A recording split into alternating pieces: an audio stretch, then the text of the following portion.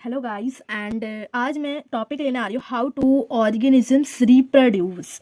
कैसे organisms reproduce करते हैं। अब रिप्रोड्यूस मतलब क्या होता है। री मीन्स दोबारा, मैं यहाँ लिख देती हूँ। री मीन्स दोबारा, प्रोड्यूस मतलब होता है बनाना। प्रोड्यूस मतलब होता है बनाना को, मतलब कैसे ऑर्गेनिजम्स रिप्रोड्यूस करते हैं, दोबारा बनाते हैं अपने जैसे ऑर्गेनिजम्स को। तो हम पहले रिप्रोडक्शन देखते हैं। तो हमारा सबसे पहला टॉपिक आता है class 10th, how to organisms reproduce. First topic है हमारा रिप्रोडक्शन। रिप्रोडक्शन क्या होता है, कोई भी लिविंग ऑर्गेनिजम्स अपने जैसा लिविंग ऑर्गेनिजम्स रिप्रोड्यूस करता है, उसे हम कहते हैं रिप्रोडक्शन। तो reproduction is the process, reproduction is the process by which living organisms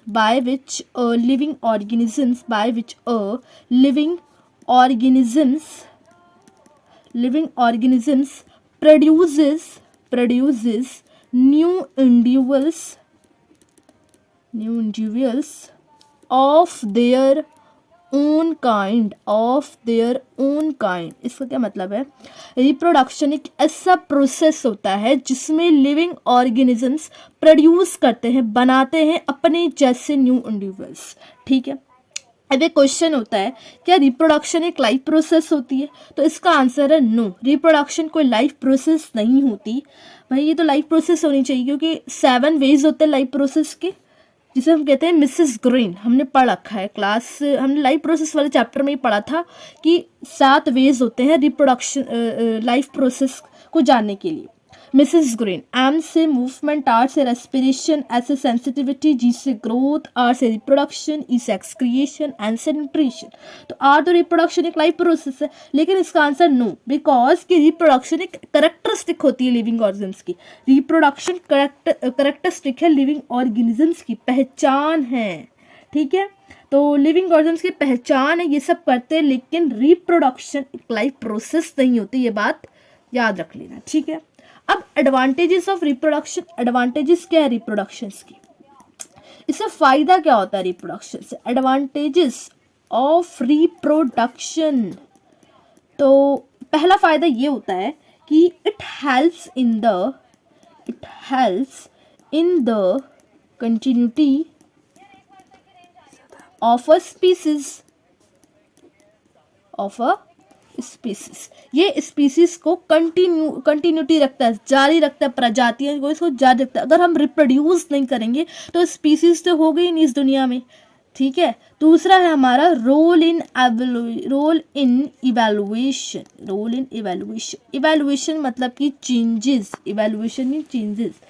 reproduce जो करते हैं उसमें इवैल्यूएशन होता है, चेंजेस होते हैं।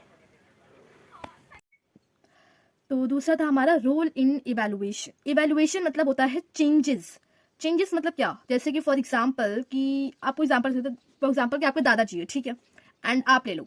अगर आप उनको फोन चलाने दोगे तो क्या वो चला पाएंगे जितना कि आप चला पाओगे? नहीं चला पाएंगे ना आपके दादाजी। तो इसका मतलब क्या है, इसमें इवैल्यूएशन आ रहा है, चेंजेस आ रहे हैं। ठीक है, तो it helps with the continuity of a species, role in evaluation और प्रिजर्वेशन ऑफ स्पीसीज। स्पीसीज किसे कहते हैं? प्रजाति। किसे क्या कहते हैं? प्रजाति। तो प्रजाति को प्रिजर्वेशन करना, बचाव करना। तो रिप्रोडक्शन की एडवांटेजेस होते हैं। ठीक है, तो हमारा था रिप्रोडक्शन। अब हमारा क्वेश्चन आता है, अब हमारा हाउ टू ऑर्गेनिजम्स रिप्रोड्यूस का टॉपिक है डीएनए, जिसका नाम है डीऑक्सीराइबो न्यूक्लिक एसिड। तो क्वेश्चन है हमारा कि do organisms create exact copies of themselves। क्या ऑर्गेनिजम्स एग्जैक्ट कॉपीज बनाते हैं खुद की तरह? मतलब कि आप बिल्कुल मम्मी की तरह दिखते हैं, बिल्कुल एग्जैक्ट कॉपीज होते हैं? बिल्कुल नहीं। तो इसका आंसर है नो एग्जैक्ट कॉपीज। कोई भी ऑर्गेनिजम्स एग्जैक्ट कॉपीज क्रिएट करता ही नहीं है। ऐसा क्यों? अब मैं बता दूं ऐसा क्यों नहीं होता। पहले हम इसका आंसर लिखेंगे कि no exact copies but similar. हम एग्जैक्ट कॉपीज तो नहीं होते, लेकिन क्या सिमिलर होते हैं। ठीक है, तो डीएनए हम पढ़ेंगे कि व्हाट इज डीएनए। तो इसकी फुल फॉर्म पता होनी चाहिए, जो हम क्लास 9th में पढ़ा था हमने। डीएनए की फुल फॉर्म होती है डीऑक्सीराइबो न्यूक्लिक एसिड। ये इसकी फुल फॉर्म होती है। ठीक है, डीएनए क्या होता है? जब कोई भी पैरेंट रिप्रोड्यूस करके एक अपने जैसा न्यू इंडिविजुअल बनाता है, उस प्रोसेस के दौरान मीन्स रिप्रोडक्शन के दौरान अपना डीएनए ट्रांसफर करता है अपने आने वाली जनरेशन को, उसे हम कहते हैं डीएनए। तो डीएनए की डेफिनेशन क्या होती है? इंफॉर्मेशन ऑफ द स्ट्रक्चर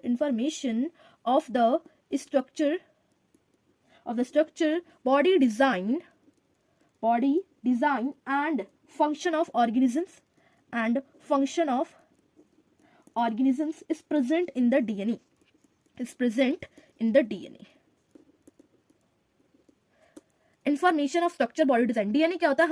हमारे बॉडी डिजाइन के स्ट्रक्चर के बारे में इन्फॉर्मेशन होती है डीएनए की। हमारे जैसे कि हमारा नोज शेप कैसा होगा, हमारी आई शेप कैसी होगी, हमारे स्किन कलर कैसा होगा, हमारे हेयर कलर कैसे होंगे, हर बॉडी डिजाइन का स्ट्रक्चर और इन्फॉर्मेशन डीएनए के पास होता है। And function of organisms is present in the DNA. और हमारे सारे ऑर्गन्स के जो फंक्शन होते हैं वो हमारे डीएनए में प्रेजेंट होते हैं। ठीक है, अब डीएनए किस तरीके होते हैं? डीएनए कुछ इस तरीके से होते हैं।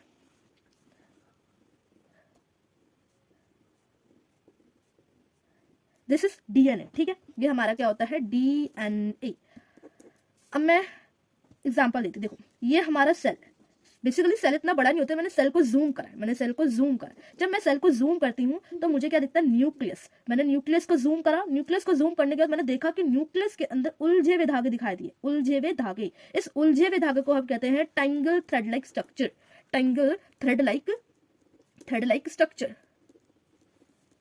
इसे हम डीएनए कहते हैं। इस टैंगल थ्रेड लाइक स्ट्रक्चर को हम डीएनए कहते हैं। और साइंटिफिक लैंग्वेज में इसे क्या कहते हैं? हम क्रोमोटिन स्ट्रक्चर। ये हमारा होता है डीएनए। ये हमारा डीएनए होता है, इसे हम टैंगल थ्रेड लाइक स्ट्रक्चर कहते हैं, उलझे हुए धागे। और इसी डीएनए को साइंटिफिक लैंग्वेज में हम कहते हैं क्रोमोटिन स्ट्रक्चर। अब मैं बताती हूँ कि क्रोमोसोम्स क्या होता है। What is chromosomes? देखो ये हमारा था सेल। ये हमारा क्या था? सेल। सेल को जूम करा, न्यूक्लियस को जूम करा तो डीएनए। ऐसे कुछ उलझे हुए से धागे दिखाई दे रहे थे। This is DNA. अगर हमारा डीएनए स्कैटर्ड फॉर्म में होगा, स्कैटर्ड मतलब फैला हुआ फॉर्म में होगा, स्कैटर्ड फॉर्म, अगर हमारा डीएनए स्कैटर्ड फॉर्म में होगा तो उसे हम कहते हैं क्रोमोटिन स्ट्रक्चर।